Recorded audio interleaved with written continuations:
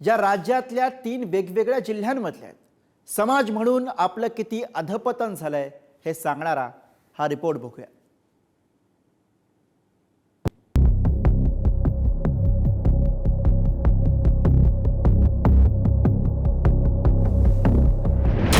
पुरोगामित्वाचा वारसा जपणारा आपला महाराष्ट्र, पण याच महाराष्ट्रात समाज म्हणून आपलं किती अधपतन झालंय त्याचाच हा पुरावा। उपराजधानी नागपूर, संभाजीनगर आणि नाशिक या 3 जिल्ह्यातल्या या 3 घटना, 3 दृश्य। पहिली बातमी उपराजधानी नागपुरातून एका भोंदू बाबाच्या अश्लील कारनाम्याची। हबीबुल्ला मलिक उर्फ मामा असं या भोंदू बाबाचं नाव।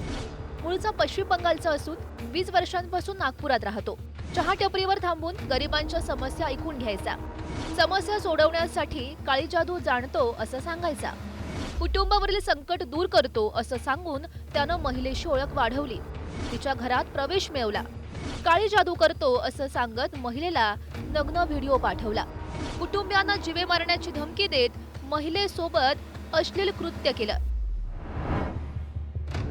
या महिलेनं हिम्मत करून पोलिसात तक्रार केली, त्यानुसार पाचपावली पोलिसांनी या भोंदू बाबाला अटक केली आहे। पीडितेचा मिस्टर नसताना सुद्धा पण तो घरी आला, त्याच्यामुळे तिचा विनयभंग झाल्याची तक्रार दिल्यावरूनच लगेच आम्ही त्याला ताब्यात घेतलं। आरोपी अटक करण्यात आलं आणि त्याचं नाव हबीबुल मुलिक आहे। अटक करून त्याच्यावर 2 दिवसात हवालदार कांबे आणि नितीन लोखंडे यांनी 2 दिवसात चार्जशीट कोर्टात दाखल केली। दुसरी घटना मराठवाड्यातली आहे, एका शाळकरी विद्यार्थ्यासोबत घडलेली। संभाजीनगरमधील वाळूज इथल्या राजश्री शाळेतील हा प्रकार।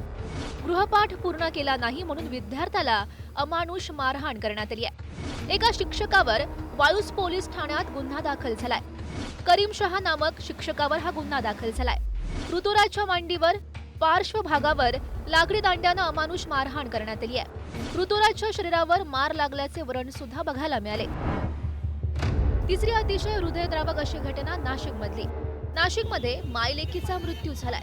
बरं, या घटनेत 3 जणांचा जीव गेलाय, कारण मृत्यू झालेल्या या लेकीच्या पोटातही बाळ होतं। नाशिक रोड येथील मुक्तिधाम मंदिरासमोर ही घटना घडली। आई आणि गरोदर मुलगी रस्ता ओलांडत असताना भरधाव कारनं त्यांना चिरडलं। 50 वर्षीय महिला आणि तिची गरोदर मुलगी या दोघांचाही यामध्ये मृत्यू झालाय। नियंत्रण सुटलेल्या या ट्रकनं प्रथम कारला धडक दिली, नंतर बाजूला उभ्या 2 रिक्षाही उडवल्या, नंतर या मायलेकींचा बळी घेतला। ही घटना ज्या रस्त्यावर घडली त्या रस्त्यावर खूप अतिक्रमण झालं असल्याची नागरिकांची तक्रार आहे। हेच अनधिकृत अतिक्रमण मायलेकींच्या मृत्यूला जबाबदार असल्याचा स्थानिकांनी दावा केलाय। मात्र या घटनेत हे जग सुद्धा न पाहिलेल्या पोटातील निष्पाप बाळाचाही बळी गेलाय।